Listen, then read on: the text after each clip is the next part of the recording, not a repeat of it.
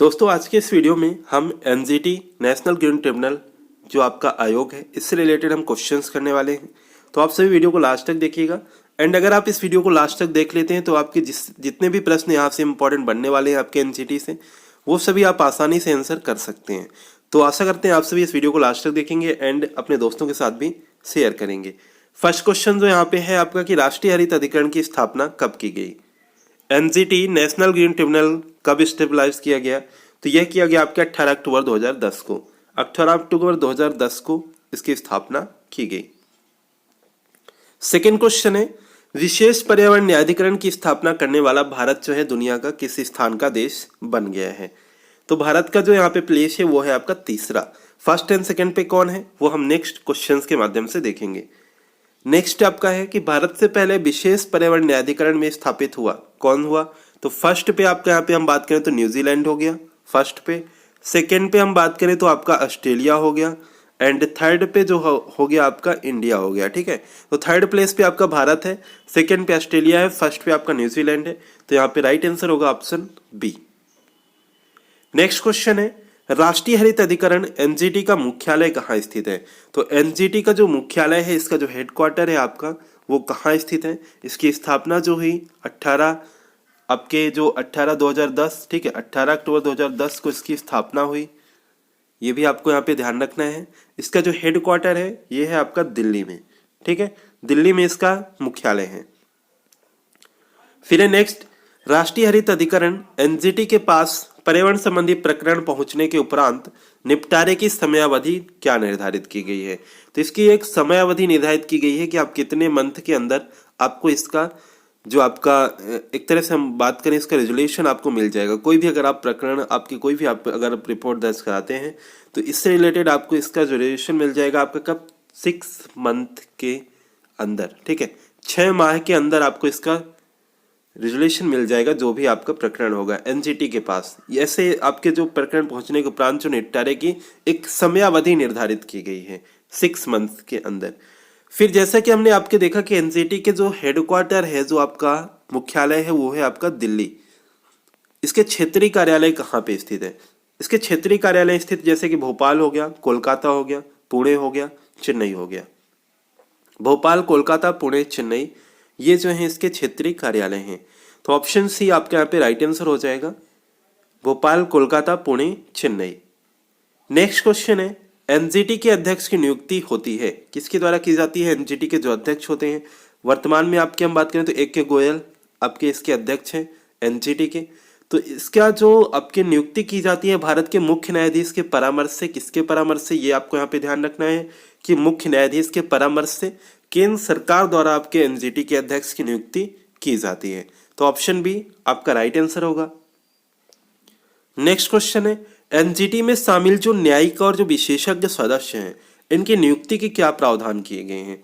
जो न्यायिक सदस्य होते हैं और विशेषज्ञ सदस्य होते हैं इनकी मिनिमम एंड मैक्सिमम जो आपके लिमिट भी रखी गई है कि मिनिमम 10 और मैक्सिमम 20 से ज़्यादा यहाँ पे नहीं होंगे। ठीक है, तो ये एक लिमिट रखी गई है न्यायिक और विशेषज्ञ सदस्यों की। इंपॉर्टेंट फैक्ट है, ध्यान रखिएगा।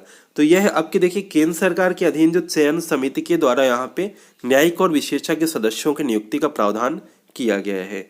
फिर है नेक्स्ट एनजीटी में शामिल अध्यक्ष, न्यायिक सदस्य और विशेषज्ञ सदस्य इनका कार्यकाल होता है। इनका कार्यकाल जो होता है आपके एनजीटी के अध्यक्ष का, न्यायिक सदस्य का, विशेषज्ञ सदस्य का वो पद धारण से 5 वर्ष का होता है। पद जब से आपके ये ग्रहण करेंगे उस डेट से आपके यहाँ पे उस ईयर से आपके 5 ईयर तक इनका जो कार्यकाल रहेगा। नेक्स्ट है एनजीटी कैसा निकाय है, संवैधानिक है या स्वायत्त निकाय है या वैधानिक निकाय है या आपके सामान्य संस्था है। तो एनजीटी जो है आपका नेशनल ग्रीन ट्रिब्यूनल यह एक वैधानिक निकाय है। ये यहाँ पे आपको ध्यान रखना है, यह एक वैधानिक निकाय है। फिर है नेक्स्ट क्वेश्चन एनजीटी की स्थापना का मुख्य उद्देश्य क्या है। एनजीटी की निकाय का मुख्य उद्देश्य क्या है। तो पहला ऑप्शन है यहाँ पे कि पर्यावरण संबंधी प्रकरणों का शीघ्र निराकरण, बिल्कुल करेक्ट है, पर्यावरण से रिलेटेड ही है आपका यह आयोग। सेकेंड है विभिन्न अदालतों में लंबित पर्यावरणीय मुद्दों के बोझ को कम करना, बिल्कुल करेक्ट है। सतत विकास लक्ष्य और प्रदूषक भुगतान सिद्धांत लागू करना, बिल्कुल करेक्ट है। डी ऑप्शन जो है आपका, 4 ऑप्शन की वन्य जीव संरक्षण अधिनियम 1972 के तहत कार्य करना, यह आपका रॉन्ग हो जाएगा, क्योंकि कुछ ऐसे एक्ट हैं जिनको इससे बाहर किया गया है। वो एक्ट कौन से हम आगे आपको बताएंगे सब कुछ। तो यहाँ पे इसका जो राइट आंसर होगा, फर्स्ट सेकेंड एंड थर्ड वाला ऑप्शन आपको सेलेक्ट करना है, और ये है आपका ऑप्शन बी आपका राइट आंसर होगा। सभी क्वेश्चंस को आप ध्यानपूर्वक यहाँ पे देखें। अगर आप इस वीडियो को लास्ट तक देख लेते हैं तो सभी क्वेश्चंस आपके यहाँ से आप कर पाएंगे। तो नेक्स्ट है, हरित अधिकरण अधिनियम 2010 के संबंध में कथन सत्य कौन कौन से हैं। पहला ऑप्शन देखें, अधिनियम में मुआवजा निर्धारण की स्पष्ट विधि ना होना, बिल्कुल करेक्ट है। वैधानिक संस्था होते हुए भी उक्त न्यायालय में चुनौती मिलना, करेक्ट है। एनजीटी के निर्णयों को धारा 226A के तहत उच्च न्यायालय में चुनौती, तो यहाँ पे अगर हम बात करें तो ये भी आपका राइट आंसर है, बिल्कुल इसी एक्ट के इसी जो सेक्शन के तहत आपके उच्च न्यायालय में चुनौती दी जाती है। फिर किन मुकदमों को न्यायालयों में चुनौती दी जा सकती है और किन्हें नहीं, ये परिभाषित नहीं किया गया है, बिल्कुल ऐसा डिफाइन नहीं किया गया कि किन मुकदमों को न्यायालय में चुनौती दे सकते हैं और किन को नहीं। तो इसलिए यहाँ पे अगर हम बात करें तो सभी ऑप्शंस आपके यहाँ पे करेक्ट आंसर हो जाएंगे, first second and third and fourth. फिर नेक्स्ट क्वेश्चन है, एनजीटी के संबंध में सत्य कथन आपको बताना है, इंपॉर्टेंट क्वेश्चन है। पहला ऑप्शन है, इसके अंतर्गत वन्यजीव संरक्षण अधिनियम 1972 ईस्वी से संबंधित किसी भी मामले को सुनने की शक्तियां निहित है। एनजीटी आदेश पारित कर सकता है लेकिन इसे लागू नहीं कर सकता। एनजीटी एक संवैधानिक निकाय है। फर्स्ट ऑप्शन बिल्कुल रॉन्ग है आपका, क्योंकि आपके इस एक्ट को इससे बाहर रखा गया है, इसके तहत यह कार्य नहीं कर सकता है आपका एनजीटी। सेकेंड ऑप्शन भी आपके इनकरेक्ट है, क्योंकि यह आदेश पारित कर सकता है और इसे लागू भी कर सकता है। एंड थर्ड जो है एक संवैधानिक निकाय है, ये भी रॉन्ग है, क्योंकि यह एक वैधानिक निकाय है। एनजीटी एक संवैधानिक नहीं वैधानिक निकाय है। तो इसमें से अगर हम बात करें तो सभी ऑप्शंस आपके इनमें से इनकरेक्ट हो जाएंगे, ठीक है, इनमें से आपके सभी ऑप्शंस इनकरेक्ट हो जाएंगे। नेक्स्ट क्वेश्चन है, एनजीटी क्या है। नेशनल ग्रीन ट्रिब्यूनल, एनजीटी की स्थापना भी आपने ध्यान रखा होगा 18 अक्टूबर 2010 को हुई है।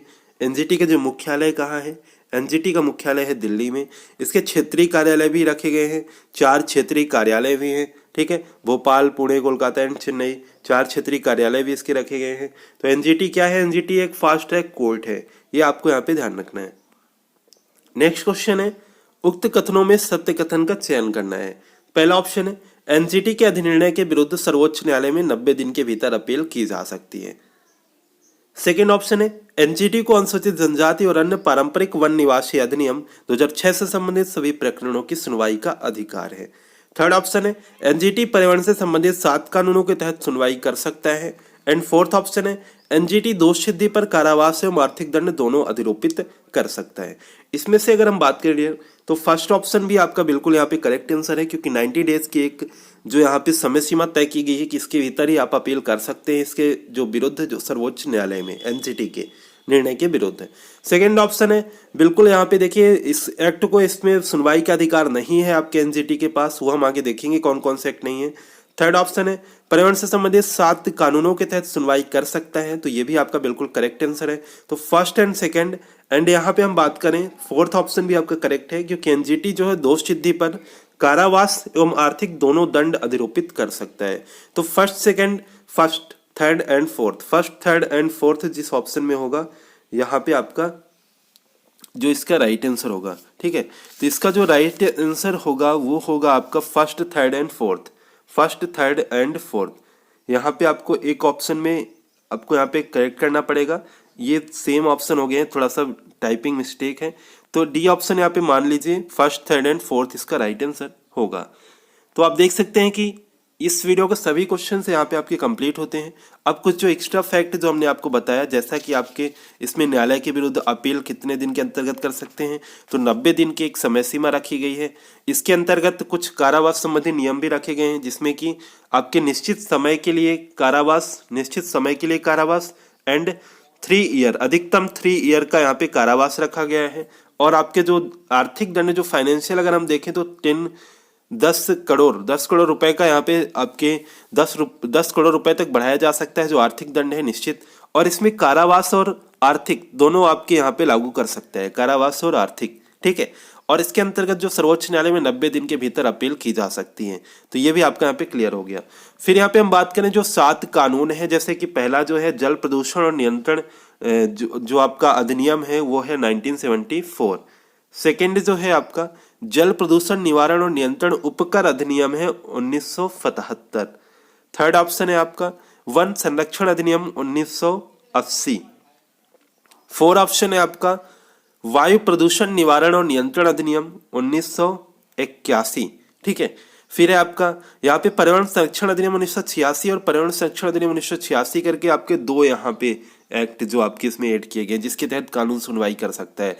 एंड जो आपका एक नेक्स्ट है जैव विविधता अधिनियम जो है आपका 2002। ठीक है, जैव विविधता अधिनियम 2002 और ये 1986। ठीक है, तो इसके तहत आपके सरकार द्वारा जो लिए गए किसी भी निर्णय को एनजीटी के समक्ष चुनौती दी जा सकती है। तो यहाँ से आपके इस वीडियो के सभी क्वेश्चंस आपके कंप्लीट होते हैं। और तो महत्वपूर्ण अधिनियम कौन कौन से जिनको इससे बाहर किया गया है, तो पहला आपका जो यहाँ पे हो गया 1972 का 1972 का वन्य जीव संरक्षण अधिनियम, और आपका एक हो गया 2006 का जो यहाँ पे आपके जो अनुसूचित जनजाति और अन्य पारंपरिक वन निवासी अधिनियम है, scheduled tribes and other traditional forest dwellers act, इसको भी इस अधिकार क्षेत्र से एनजीटी के बाहर रखा गया है। ठीक है, तो ये भी आपके लिए इंपॉर्टेंट है। और ये कैसी संस्था है, यह एक वैधानिक संस्था है। ठीक है, और एनजीटी के कई निर्णयों को उच्च न्यायालय में धारा 226 के तहत यह कहकर चुनौती दी जाती रही है। तो एक्ट भी जो सेक्शन भी आपका 226 है इससे से रिलेटेड। तो इस तरह से प्रश्नों का आप आंसर यहाँ पे आप कर सकते हैं इस वीडियो को देख के। अब आगे आपके लिए हम यहाँ पे लेके आए हैं आपके अनअकैडमी के बारे में, जो आपके फ्री क्लासेस मिल रही है। ठीक है, अनअकैडमी के बारे में फ्री क्लासेस, जहाँ से आप पेड क्लासेस भी आप ले सकते हैं। तो चलिए आइए देखते हैं।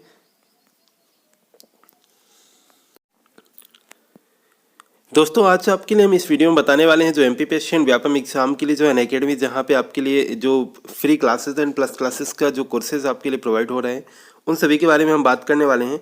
तो आपके लिए जो फ्री प्लान है अनअकैडमी का, इसमें आपको क्या मिल रहा है, इसमें आपको 500 free live classes every week with live doubt clearing session के साथ मिल रहे हैं। आप चूज कर सकते हैं 50+ टॉप एजुकेटर्स से और अपनी क्लासेस को आप यहाँ पे ले सकते हैं। तो वीकली फ्री मॉक टेस्ट भी मिलेगा, free live quiz with 20,000+ questions का आपको यहाँ पे मिलने वाला है। Daily T20 free live quiz भी मिलेगा, जिसमें कि 20 क्वेश्चंस इन 20 मिनट में डेली आपको 8 PM पे आपको यहाँ पे प्रोवाइड होंगे। साथ ही साथ इस अनलॉक जो सीरीज है इसमें आपको इसको अनलॉक कर सकते हैं। आप जो फ्री प्लान है इसको अनलॉक करने के लिए आपको यहाँ पे क्या करना है, यहाँ पे आपके लिए अगर आप फर्स्टली आप यहाँ पे रजिस्टर कर रहे हैं अनअकैडमी लर्निंग ऐप में, तो आप इंस्टॉल कर लीजिए, चूज कर लीजिए एमपीपीएससी एंड व्यापम एग्जाम को। एंड यहाँ पे आपको कोड क्या फिल करना है, SHIV94 SHIV SHIV94। जिस तरह से आप देख सकते हैं इसमें स्क्रीन पे, ये आपको फिल करके अनलॉक कर देना है और आप इस फ्री प्लान को आप कंटिन्यू कर सकते हैं। यहाँ पे आपके लिए कुछ प्लस बैचेज हैं, जहाँ पे आपके ऑनलाइन प्रिपरेशन के लिए आप यहाँ पे 60 days live class course, live MCQ revision batch है, dedicated live doubt clearing batches हैं, रिकॉर्डेड बैचेज हैं, लाइव डाउट क्लियरिंग के and foundation pre and mains batches हैं। तो ये सब कुछ आप प्लस में आप यहाँ पे ज्वाइन कर सकते हैं। ये आपके लिए MPSI एग्जाम क्रैक करना चाहते हैं तो अभी ज्वाइन कीजिए लक्ष्य MP सब इंस्पेक्टर 3 मंथ का फाउंडेशन कोर्स, जहाँ पे आप इन टीचर्स के द्वारा आप क्लासेस ले सकते हैं। एंड 10 मंथ का फाउंडेशन बैच, जो कि आपके लिए यहाँ पे अगर आप MPPSC की तैयारी शुरू करने की सोच रहे हैं तो अभी ज्वाइन कीजिए 10 मंथ का फाउंडेशन बैच, जिसमें आपके लिए prelims and mains syllabus cover होगा लर्न विद टॉप एजुकेटर्स के द्वारा। टारगेट MPPSC प्रीलिम्स 60 डे का रिवीजन कोर्स भी आपके लिए रखा गया है, जिसमें कि MCQ classes with subject wise doubt solving session रखे जाएंगे। एंड आपके अल्टीमेट 60 डेज का जो course with dedicated MCQ revision, जो कि आपके प्रीलिम्स 2020 के लिए, revision theory during the day and practice MCQ at night. यहाँ पे आपके इसका भी जो ड्यूरेशन रखा गया है 60 डेज का रखा गया है। क्या आप ऑलरेडी रिवीजन कर रहे हैं, ज्वाइन रिवीजन कोर्स नाउ आपके लिए यहाँ पे ज्वाइन रिवीजन कोर्स आपके लिए लाया गया है, जिसमें कि संपूर्ण ज्ञान रिवीजन कोर्स एंड संकल्प MPPSC प्रीलिम्स। तो ये बैचेस भी आप यहाँ पे ज्वाइन कर सकते हैं। एंड अगर आपने प्री एग्जाम को यहाँ पे क्लियर कर लिया है तो यहाँ पे आपके लिए जो MPPSC मेंस के लिए आपके यहाँ पे स्वप्न पूर्ति, MPPSC का मुख्य परीक्षा के लिए आपके 35 डेज का बैच कोर्स आपके लिए यहाँ पे कंटिन्यू है, जिसमें कि आप हिंदी एंड मीडियम के द्वारा यहाँ पे आप प्रैक्टिस कर सकते हैं इसमें आपके, जिसमें कि आप अपने सपनों को साकार कर सकते हैं अनअकैडमी स्वप्न पूर्ति कोर्सेज के साथ। तो आप इन बैचेस को ज्वाइन करने के लिए आपको यहाँ पे क्या करना है, अनअकैडमी सब्सक्रिप्शन के लिए आपको MPPSC व्यापम गोल को सिलेक्ट करने के बाद प्लस ऑप्शन पे जाना है और किसी भी कोर्स को सेलेक्ट करके आप गेट सब्सक्रिप्शन पे आप क्लिक कर सकते हैं। क्लिक करने के बाद आप देख सकते हैं ये फ़ी का आपका कंप्लीट आपकी क्राइटेरिया जितना भी आपका फ़ी 1 मंथ का एंड 3 मंथ का 6 मंथ का 12 मंथ का आप सभी से एक रिक्वेस्ट है कि आप यहाँ पे 12 मंथ एंड 24 मंथ का कोर्स जरूर सेलेक्ट करें, जिसमें कि आपको ज़्यादा से ज़्यादा टाइम भी मिलेगा और आपकी फ़ी भी यहाँ पे आपको कम लगेगी। तो यहाँ पे आप 10% का डिस्काउंट ले सकते हैं सेम कोड फिल करके CIV94 इस कोड को फिल करके आप यहाँ पे 10% का डिस्काउंट ले सकते हैं। तो यहाँ पे आप डाउनलोड करें अनअकैडमी ऐप एंड क्रैक करें MPPSC एंड व्यापम एग्जाम को।